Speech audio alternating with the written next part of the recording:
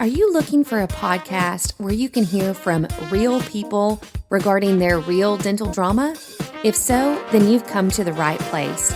Join hosts Bethany Petty and Dr. Rena Kuba as we dive into the solutions we've created and the mistakes we've made while managing dental drama. Let's get started. Morning, greetings, hello, etc., etc. I was kind of cranky in the other podcast. I'm kind of cranky again today. What's up with the double crank? I know. Maybe it's the Texas heat that's just getting to me. I don't know. But this time I was full of venom for the team last time. And their lack of appreciation of the appreciation events we're trying to hold. But now I'm back with my venom pointed elsewhere. Oh, okay.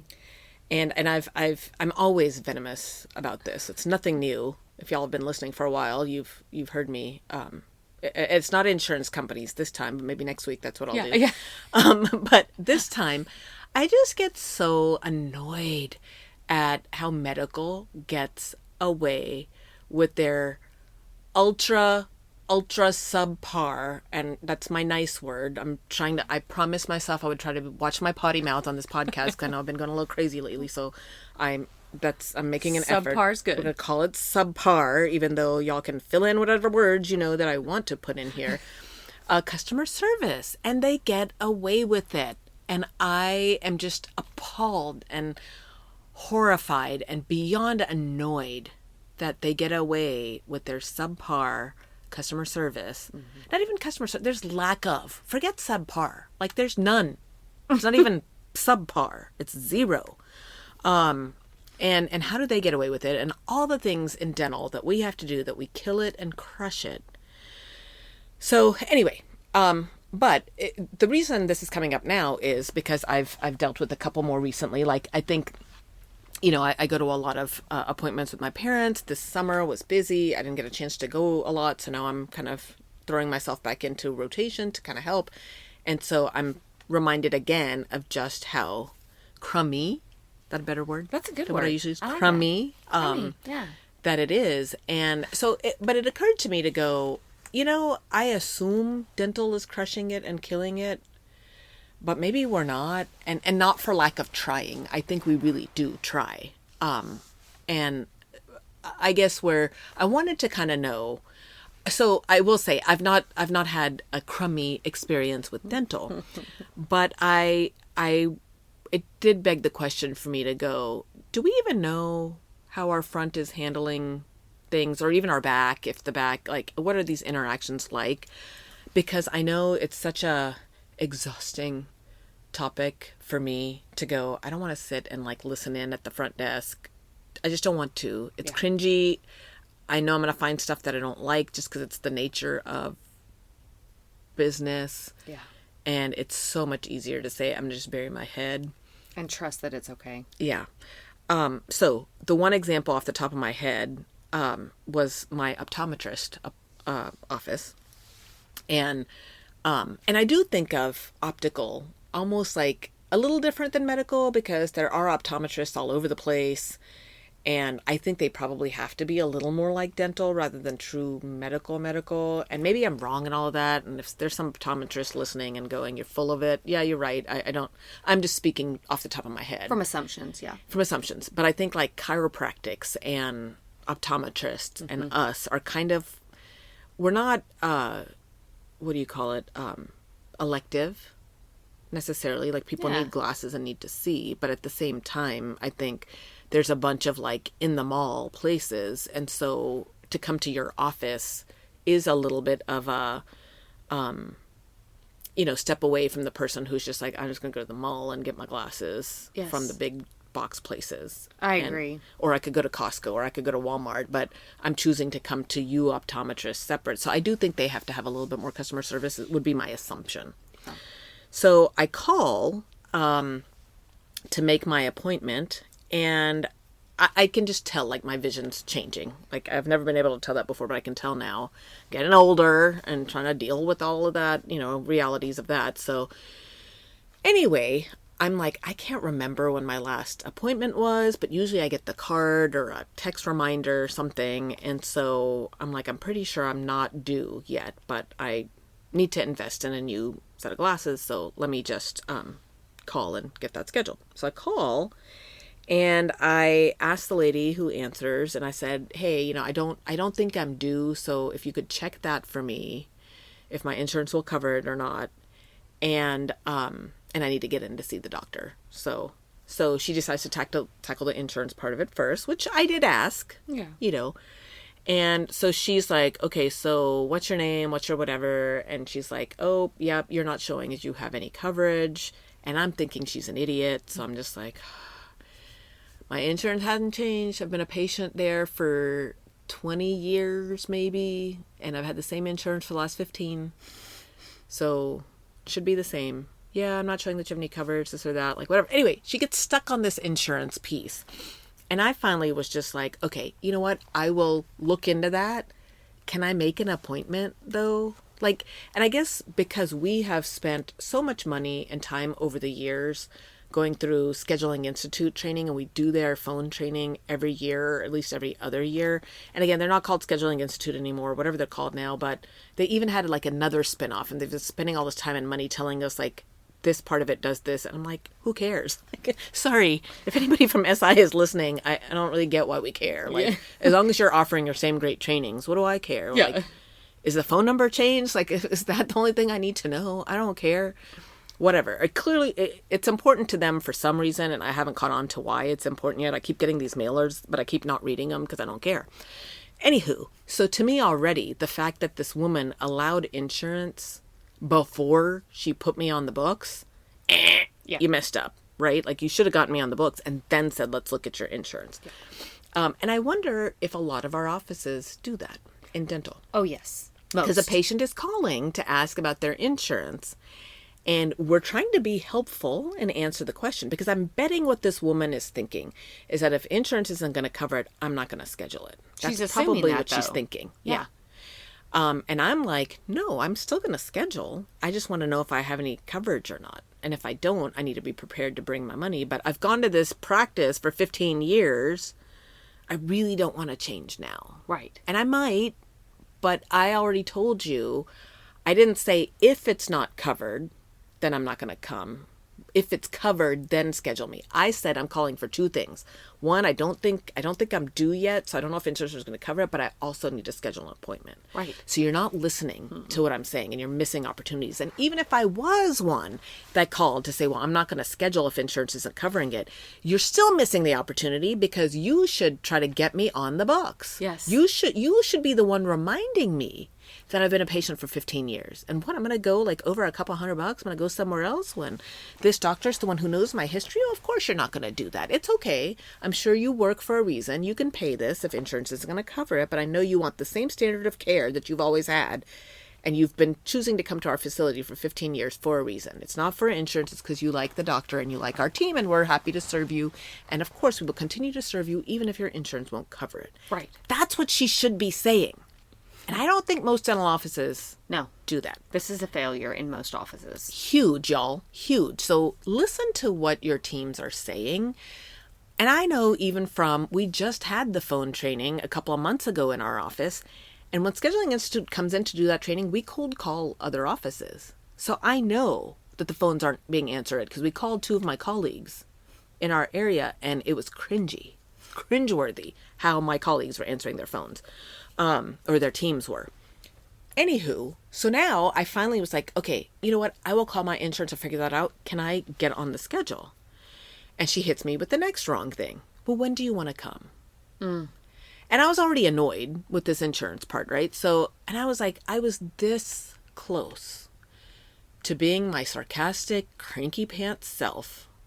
And the only reason I didn't is because I love this old doctor, and it's a small office, and I know it would have gotten back to him that I was nasty, and he thinks I'm just the sweetest little delightful thing, and I didn't want to ruin that and have to admit to him that I gave his front desk a hard time. So I was like, okay, shut it, Kuba, just shut it. So I did. But when she said, well, when would you like to come in? I wanted to say, and, I would like to come in at 11 a.m. on Sunday. And just to see her reaction of what a stupid question. Why are you asking me when I want to come in when you're not open 24 hours? Right. So you're going to be like, what, ma'am? Sunday? We're not open Sunday. No. Like, I'm waiting for her, but you're the moron who asked the question. Now make me feel like the moron. You're the idiot who asked me. Right. When do you want to come in?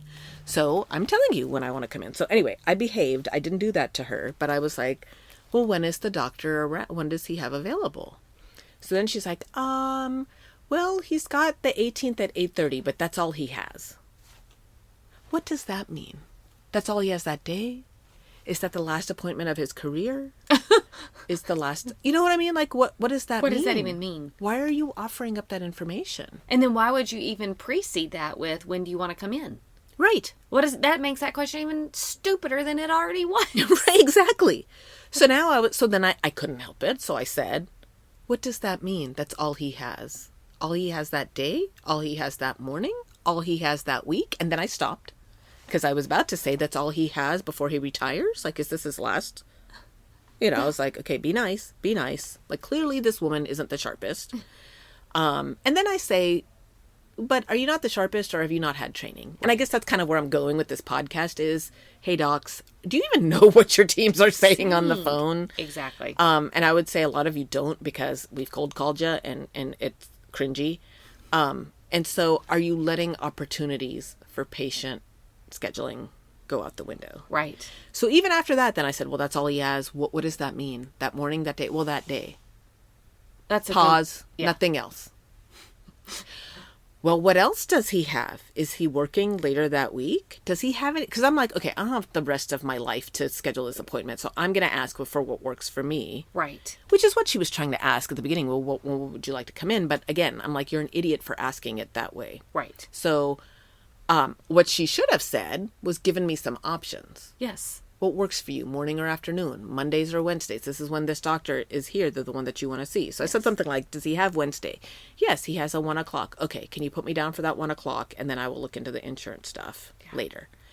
I mean, that call took far longer than it should have. And in this day and age where people are busy, nobody wants to talk to you anyway. So if you don't have online scheduling, like, that's a whole nother, that's of course my opinion, but that to me, like, because I don't like to talk to somebody, I was dragging my feet. Making that eye appointment has been on my to-do list for 3 weeks, and I avoided it because I didn't want to have these stupid interactions. Conversations, yep. And here you go, I did it and was hoping to be pleasantly surprised, and I was not. It was quite unpleasant. Yeah. And thankfully, you were pushy enough to still get your appointment. But how many people might have just bailed off the call once the call became too difficult? Which is why I can't stand the when do you want to come in question. That question can be overwhelming for people. Because their mind goes to Sunday through Saturday. And they think about not only their whole schedule this week, their whole schedule yet next week. They think about their own schedule, their kids' schedules, their husband's schedule. They think about work schedule, when they're going to be off. And it's like, it can, like deer in the headlight. And it's also, you're setting yourself up for failure, because how many times do you have to say no? Yeah. Nope, we don't have that. Nope, we don't have that. Nope, we don't have that. And now you seem very unaccommodating. And they're going to call somebody else. Mm-hmm. And then maybe that other office is either going to have a Saturday, Sunday appointment, or they're going to answer the phone better and guide and take control of that call better. And you lost out.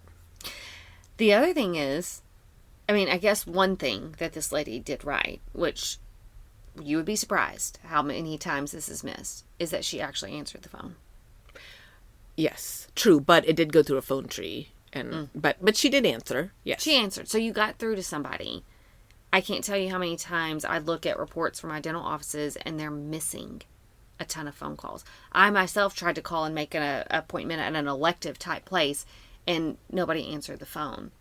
They had a messaging system.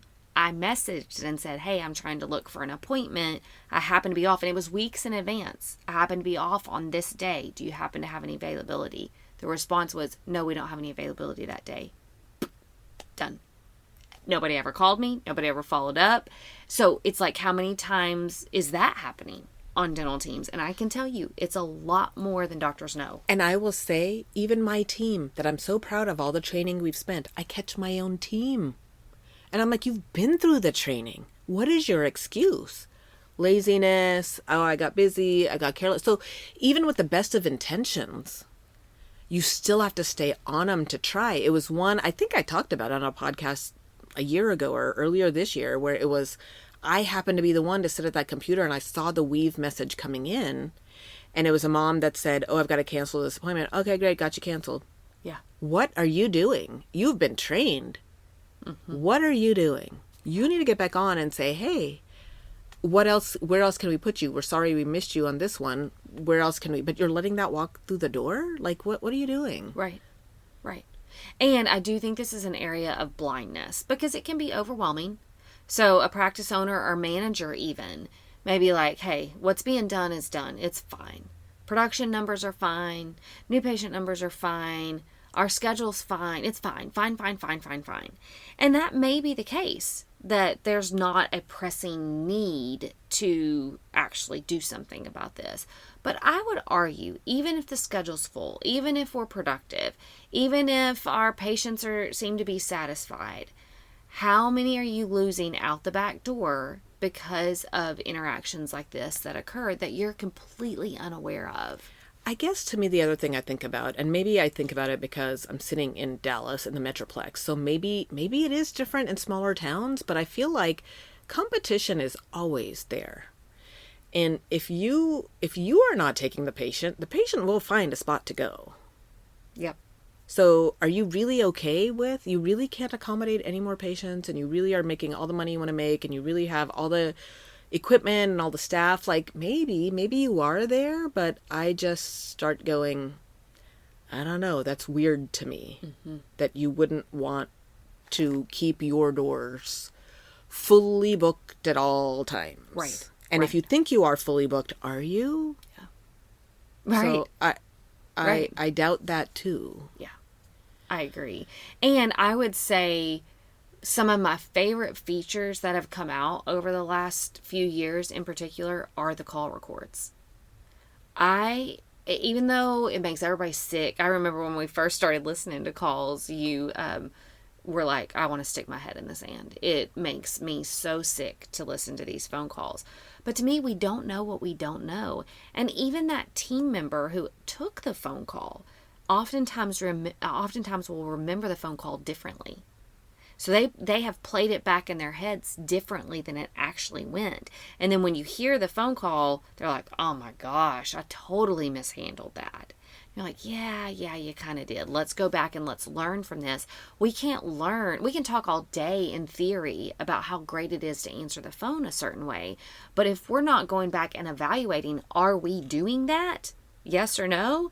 Then we don't have any idea of knowing if we're doing a good job. So to me, I would say one key takeaway on this is if you don't have call records, you need to add call records to your package. However, every phone company out there has those now. And then number 2 is you need to be listening to them. Not only just the business team members setting the expectation that they're listening, which I know you do in your practice, but even the practice owner listening to, it doesn't have to be much, but 1 or 2 phone calls just to go, hey, are they living up to my expectations? Or did I find and you don't go looking for a bad call. Just randomly select, how did that phone call go? And see if you feel satisfied with those phone calls. You as a patient, would you have been satisfied with the way that patient was treated? And if the answer is no, don't bury your head in the sand and ignore it. Do something about it. So, my front gets the double whammy because through Scheduling Institute, they get a mystery call every month, and that call gets recorded and gets rated by Scheduling Institute. So to me, that's like a neutral party. Right. I'm not the one picking on you. They're the ones who are telling you. Right. But then we do call audits in our office. We have Weave, and Weave records the calls. Yeah. And so now we used to have it only like 1 or 2 team members would audit the calls. And I was like, no, this is a learning opportunity for all of us. Because if Sweet Sally mishandled that call, I'm not picking on Sweet Sally. I could have mishandled that call. Patients are calling it with all sorts of weirdo scenarios and accents and demands and situations. And so we could all learn from how to handle this. Yes. In my office, I do believe in cross-training too. So the RDAs will have to answer the phones. The hygienists, when you're trying to make calls to get patients back on for the recare, like overdue recare. So we all can benefit from this. And it's an area where things come up that you're like, why did that patient ask that? Or why did they say that? Like, what would I answer to that? People are weird, and there's weird stuff being asked or assumed on the phone, and we could all benefit from talking about that. So we have it where we make every team member, we've got a protocol sheet that every month or however often we do it. I don't know, is it monthly? So it might be, Mary's turn this month, and we've got a protocol like log into Weave. Once you get into Weave, pick 3 calls from 3 different days. This is how you grade these calls. Mm-hmm. Like, what did you like about the call? What didn't you like? Was the information that they were given accurate? Like, were they told that we are in network with Delta Dental? That's a problem because we're not. Like, you know what I mean? Like, are they getting accurate information? If the parent is calling and saying, oh, my kid tripped and fell, and the employee was like, oh, okay, that's too bad. Well, we'll see you in 3 weeks when I have an opening sooner than that. That's a huge problem. Yeah. You know what I mean? So, like, there's all sorts of opportunities to learn to where we can all kind of figure out how we should handle these different scenarios. Mm-hmm. So one person's tasked with doing three call audits. That's all we do for the month. Yeah.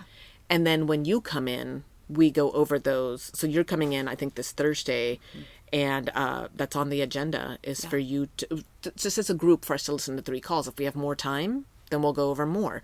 So for those of you that don't have a Bethany that's coming in, then I would urge you to once a month or at least once a quarter or every other month, block off a longer lunch, order in pizza for $60, and sit down and have pizza, and you'll all as a team go through these calls together. Yes. And I will tell you, I would be one of the worst picking up the phones.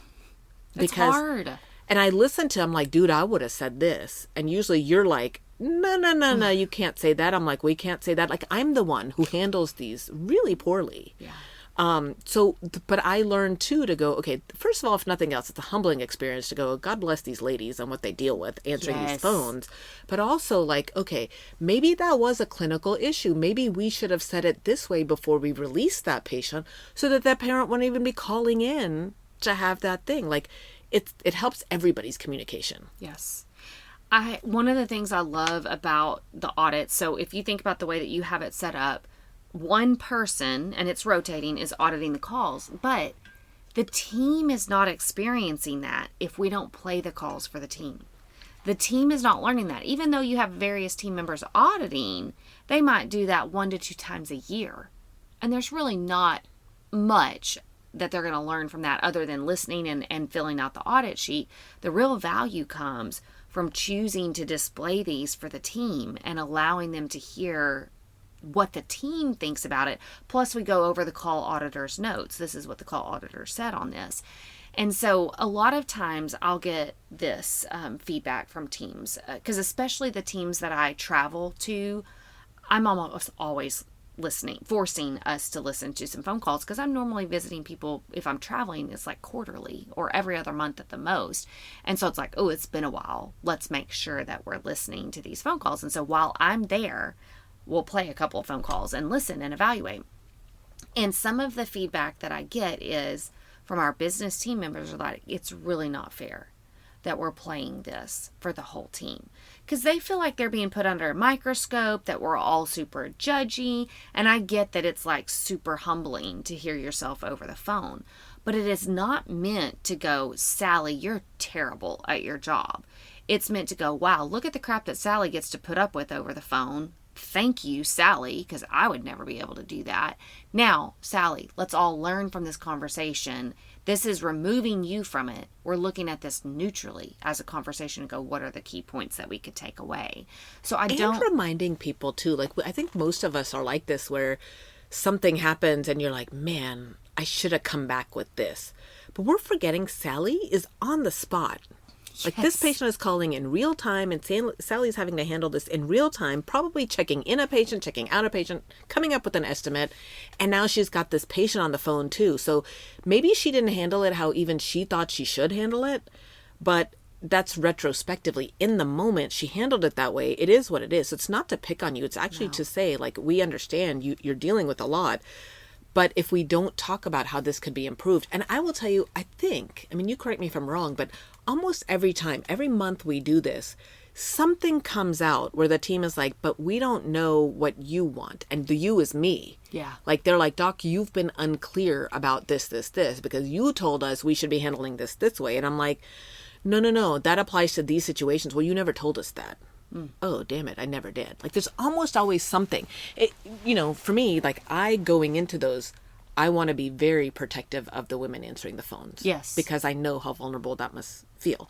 So first and foremost, I will find something to praise in that call. And again, maybe it's an eye-opener. Maybe you had no idea. Like, maybe Jane was your assistant and she did great, and now Mary quit and Jane's up at the front. You assumed she was answering the phones. Well, maybe that's a good moment for you to go, oh God, Jane sucks. Yeah. We need to find another spot for her, right? But for me, usually, like, my front people have been trained. They are good. So usually their calls shine. Yeah. Or at the very least, if it didn't shine, then it's like, okay, but that's because, like, half of us would have stumbled in the same ways you stumbled. So and I remind them all, I'm like, guys, we all take turns answering the phones. And if our seasoned person who answers the phone all the time got stumbled, and you only answer the phones on Mondays when you're wanting to pick up extra hours, I need you to pay attention to this. But more often than not, I try to find, and there usually is one, somewhere I can improve on my own communication so that my team can communicate better. Right. So it really is just we're all learning and growing together. And I think if we approach it that way, eventually your business team members, it's not that they're not going to get nervous. They're still going to get nervous with their call being played, but they're going to understand, hey, they're not picking me apart here. They're finding some things to praise on, and we're all talking about it collaboratively. And it's very helpful for everybody. I can't tell you how many times in the team meetings with your team where a clinical team member goes, that was really good information. I didn't realize something that came up in that phone call. So this is beyond even just how we answer the phone. We're learning from the content that comes out of these phone calls. So I cannot encourage that enough. Like, even things about insurance and things, like a patient may ask about this and the team's like, oh, I thought it was this way. No, it's this way. Oh, that's why you couldn't get me that estimate when I was calling for it. And that's why, they're dealing with a whole lot of other things, and it becomes apparent in those moments. The other thing you could do is, like, I guess you could maybe intentionally, if you're going to pick 3 calls, make sure you pick. Can you tell who picked up the call ahead of time without listening to it? It depends on the phone system, but all of them show whether a call is incoming or outbound. I prefer to listen to the incoming phone calls because those are the ones where we're the most caught off guard. We were in the middle of checking somebody out. We also have a better chance of those being new patient phone calls or people that are calling to schedule appointments, which are the most, this sounds bad, but those are very valuable calls to listen to. So I prefer listening to the incoming ones. It doesn't mean that the outbound ones shouldn't be evaluated, because sometimes the outbound ones may be appointment related, like, oh, I was calling to confirm, or, hey, I was calling to check on you. We were expecting you to be here 10 minutes ago. Are you coming? So there's still plenty of value to listen in those. But if I just had to, like, blanket statement, I would say listen to the incoming ones. And then some of the systems do show you by person, and some don't. Some it's hard to tell. So I was just in a team meeting where we were listening to some a few weeks ago, and I couldn't tell. And so I would click on the phone call, and if I had just listened to somebody's call and it was the same person that picked up the phone before it got any further, I'd be like, oh, let me pause that. Let's find somebody else. Because this was a big business team. There's like 6 team members. And I was like, we're going to end up getting through probably 5 or 6 phone calls, and I don't want it to be the same lady. You don't do Mary every time. You listen to Mary's calls every time. That's not I fair. think you could, if you knew ahead of time that you were going to have a lunch meeting, on Thursday, Yes. and maybe you appoint somebody, or you yourself go in and say, I just want to I want to make sure I've got a Mary call. Shannon works in the back. I want a Shannon call, but I know she answers the phone some, and then I want a Susie call. Yep. And go and look for them, just to make it seem more, if you really have a touchy team, maybe that's what you need to do. Now, the one thing that I do hear when they know that the doc or the manager has pre-selected phone calls is I'll hear this comment all the time. Oh, I know you just chose my worst one. So they can feel targeted in that. But I agree with you. Sometimes there are certain types of phone calls that we're not going to get to because we just didn't happen to select it. So it may be, if you're doing this on a monthly basis, which is what I would recommend, monthly, Then maybe 1 month, it's pre-screened phone calls. Like you've gone through and selected phone calls that you know you need to listen to and you've made it even. And then maybe next month it's like Russian roulette. Let's see what pops up. Let's just go with it. And that will kind of keep it from feeling targeted. Or to do your strategy of different team members picking different phone calls, because then how can it be targeted? The same 10 people on the team aren't going to all target the same person. It's going to be more spread out, less like they're attacking me because it's different people. Which you always give me homework, so you know I'm going to give you homework right now. I think, will you be willing to share your call audit sheet for the September digest? Yeah, that's easy. That's not homework for me. That's homework for my manager. Hey, get this to Bethany, please. Easy. I'm going to send that email right now. Because I think this would be very helpful if, people who are listening to this could have a resource like that call audit sheet, and then they can put up their own rotation. If you've got 6 team members, then it's easy. Just every month you've got a new person, and that means twice a year they're going to be auditing. So put up the calendar of who's the call auditor, set the expectation of when that's due, provide them with this call audit sheet, which will be a part of our September digest, and then let it start to impact your practice. I think it would be a game changer for teams to focus on this regularly. I tell you, if somebody said to me, "You're targeting me," I think I would be like, "I am." You didn't know you were my least favorite team member? Just dig that knife in further. Yeah. What gave it away? How'd you know?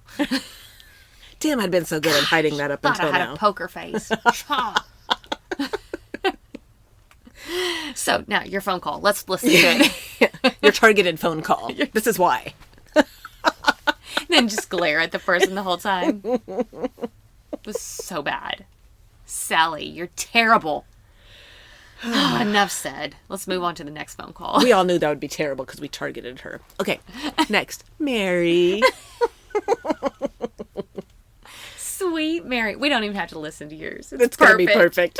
Sally, you taking notes? Listen to this call. You know that's how I'd handle it if somebody said that to me. Darn right, you're targeted. Watch this. All 3 phone calls. Sally's. Oh, Lord. Oh, my gosh. We're terrible. Terrible people. Yes. But all that to say, the big question is, do you know how your phones are being handled? Are they being answered? Would be question number 1. Are they being handled well? Is question number 2. And if you don't know, think about the phone calls that you make to other practices. Maybe it is your optometrist that you're like, oh, that was kind of awkward or uncomfortable or took too long, or God, that was annoying to make that phone call. Or think about the place that you don't want to call because you're like, it's always crappy every time. Okay, what are they doing wrong? Do you see any similarities in your team? So how is it being answered? How is it being handled? And then you've got to incorporate listening to these phone calls. It is critical to the success of the practice. Even if you have like for my husband, a layman. Yeah. Listen to this phone call and see what you think. Yep. And that way I could avoid it and say, hey, you tell me. Yep. I love that. Yeah.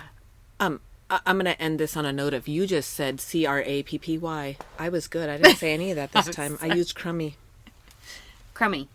I'll work on my language. I'm so sorry. Work on your language, ma'am. I just brought it down today. It's so rough. Thanks for joining the conversation today. We hope that you are comforted in knowing that you are not alone, but we also hope that you're walking away with some really great tips and tricks to try in your practice. We value your feedback, so please take a few moments to rate and review the podcast. Finally, we want to make sure that we're covering the topics that matter to you. So track us down on Facebook, Instagram, and Twitter, and let us know what topics you want us to cover. As always, please know that we are rooting for you today as you manage your dental drama.